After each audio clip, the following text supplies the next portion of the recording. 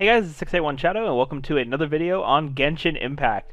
Today, we are going to do a showcase that I've been wanting to do for actually a long time, because I've been using this character for a long time, and now, she's getting a rate-up banner, so I thought now is as good a time as any to do this showcase. So we're going to be showcasing Keqing today.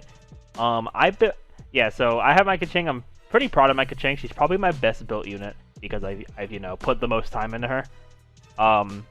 And also, I do have a lot to say when it comes to other possible builds, because I don't run the usual Electro build that I think a lot of people run. So I think this will be a good sort of showcase to show that that's not your only option if you're building this character. So let's go over her info here, and then we're gonna be doing a boss fight, as we normally do for these showcases. So in terms of attack, we have a lot of attack going on to her, which is definitely solid. Defense, not that much. I mean, defense I don't really care about. Keqing doesn't really do anything with defense. Crit rate is 41.9, which is it's decent. It gets the job done. It's not like a bad crit rate by any means. Crit damage is at 168%, which is definitely solid. It could be higher, if I got like perfect artifacts, but I think all her artifacts are actually pretty solid. Energy recharge at 135, which is decent. She doesn't really with the build I had, because I'm running a physical damage build. As you'll see. So energy recharge isn't necessarily something super important for this build, but it's gonna be useful for energy recharge could be useful if you're running that more like Electro build. You could probably want some more energy recharge on that. And then I have 83% physical damage bonus here as well, which is gonna be pretty nice. So let's get into her weapon. So I gave her the black sword. This is the battle pass sword. If you don't have the battle pass and you're thinking, how can I replicate this build? That's all good, because you can easily run the prototype Rancor as a free-to-play option, or if you have Aquila Favona, that can also work very well on the physical build. Whereas if you're running like an Electro build, you probably want to run something like you can run Lion's Roar. What else is there? I guess Favonius could be fine for that energy recharge. Festering Desire as well could be good for that build. I guess Skyward Blade could be good, but if you have a 5-star, I think Aquila Favona would be better.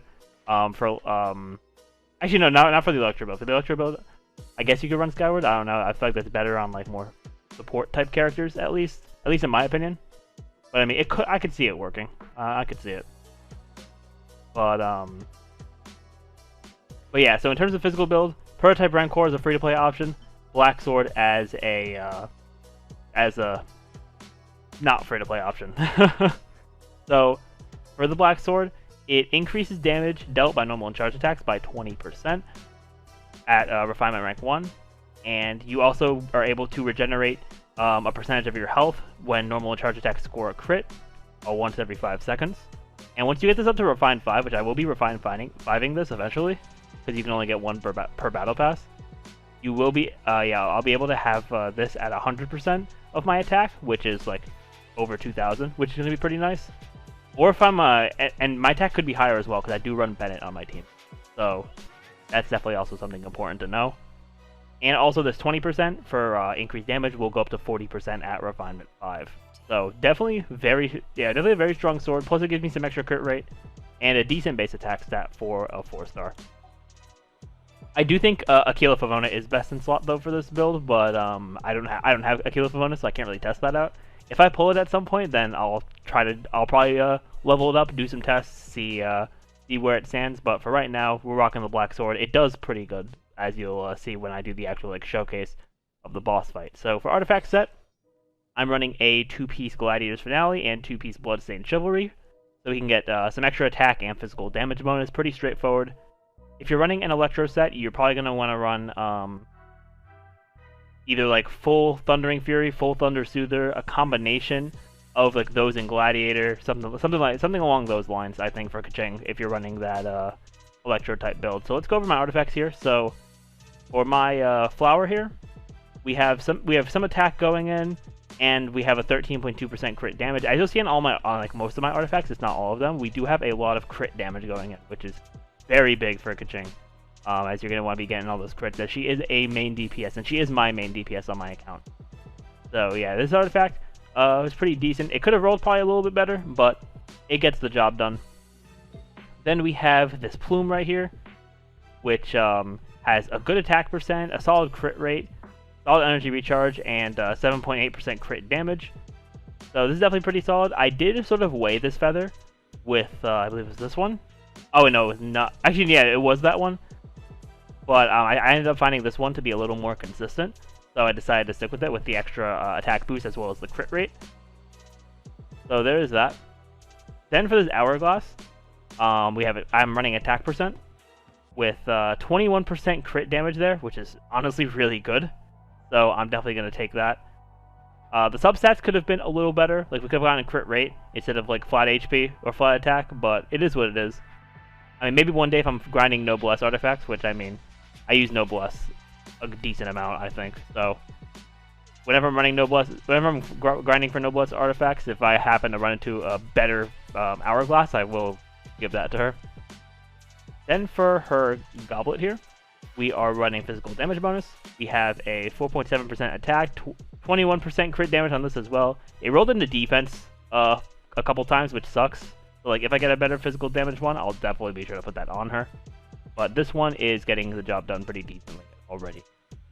And then lastly, we have the mask here, which has attack percent. And so I compared it. I believe I compared it with this one. Actually, yeah. No, I didn't compare it with this one. I haven't gotten a crit damage mask actually. I would probably actually prefer that.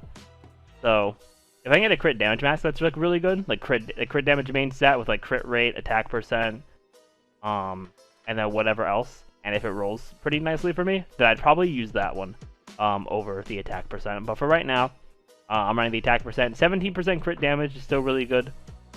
It rolls into defense, I think, like once, which sucks, but it is what it is. But, yeah, those are the artifacts I have in my Keqing. Also, she is C0, but the important thing to know with the physical build, I think her Constellations benefit her Electro build way more than they do her physical build, so I think the physical build is a little more catered towards free-to-play, because it's a lot easier to make it work, I feel like, because you... Like, these well, actually, I shouldn't say that, because Electro build and physical build can be really good at C0, but these like, if you're a whale going for Constellations, she is going to benefit a lot more on the Electro build than on the physical build. But I believe this Constellation is this Constellation is solid, because you could just pop out you could just use this for her elemental skill, and you get extra 25% attack. So that can help out. But in terms of these, this one doesn't help you out at all. This one could be okay, getting more energy for like for your skills. This one could go either way, honestly. Doesn't really matter. Talk about this one. This doesn't really matter either. And then this one is only good. Yeah, this one only really benefits Electro-based builds. So yeah, her Constellations are mainly towards Electro-based builds, I would say. So if you ever see C0, you're not really losing that much if you're running a physical build. So that's just something important to keep in mind there. Then for her talents, I have her normal attack talent at level 8. I thought about getting it to level 9 before the showcase, but that's a lot of Mora, and I'm currently trying to save up my resources a little bit, at least for the time being, until the Staff of Homa banner comes out. So I wasn't gonna do that, but I have level 8 normal attacks, and then the other 2 at level 6, which is definitely solid. You won't really see me use Star Wars Sword too much. When I'm playing, like, I'll use it like if I want to get like invincibility or like just have Electro on the field more than my elemental skill, then I'll do that. But just to go over everything for the sake of going over them, her Stellar Restoration allows her to throw out a Lightning Stiletto, and you could either recast it to blink at it and deal damage at that spot, or you can do a charged attack, which will allow it to explode and deal electro damage where the stiletto is. And then for her elemental burst, she unleashes a bunch of electro, like thunderclap type strikes, and deals a lot of electro damage. So yeah, that's how she works there. Then also when she blinks to her lightning stiletto, she gets an electro infusion on her weapon, so all her damage gets converted to electro damage, which is why that's good for the electro build, but not very good for the physical damage build. And then When casting her Elemental Burst, she gets extra crit rate and energy recharge, which the crit rate could be good regardless of what build you're going for. But the energy recharge, you know, that's probably a bit better for the Electro build than the physical damage build. But I find the physical damage build fun, as you guys will see. And then 25% less expedition time, which is fun. But let's go now to fight Child. I already fought him this week, which is all good. I just want to show off Keqing. Now, what you're going to see right now, too, which I do want to make a team building video at some point in the future, but what you're going to see a lot of is team synergy here. And there are things that I do want to make better on this team. Like, I did not want to place that out there, but that's okay. Yeah, but I do want to, I've been debating about whether or not I should do the, I've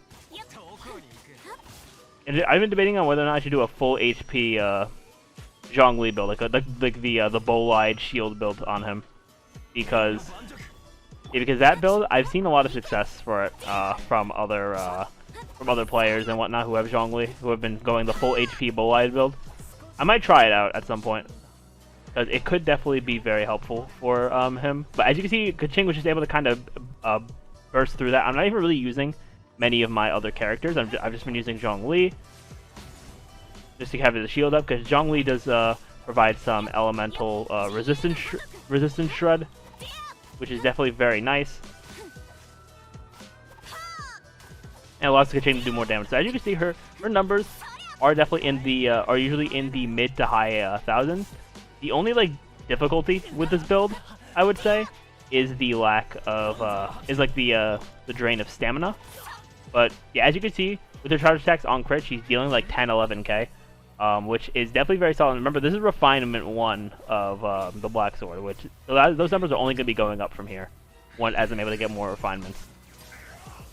So, as you see, Keqing just kind of gets it done regardless of what's going on. And like also you've only seen me really use the physical attacks as well. So it's also important to know. And also, yeah, the use of the shield is also really good. Running her with a shielder, because you need to, like, if I switch to that max HP bow-eyed build, I'm not going to have to worry about dodging really at all. So you can pretty much just stand there and get your damage in. As you see, I'm kind of just melting his HP. Gotta get my shield back.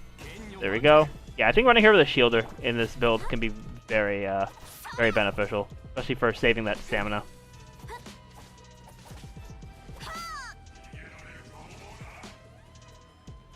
Yeah, because the main thing is that stamina is just super important, because you want to be doing a lot of charge attacks. But yeah, that is my Keqing build there. As you saw, we kind of just dismantled the child boss. It didn't take me too terribly long to deal with that. But yeah, that's gonna be it for the showcase, guys. Let me know what you thought of my Keqing and of just Keqing in general in the comments down below. Thank you all so much for watching. Remember to like the video, subscribe to the channel for all that fun, for some more Genshin Impact content, and I will see you all next time.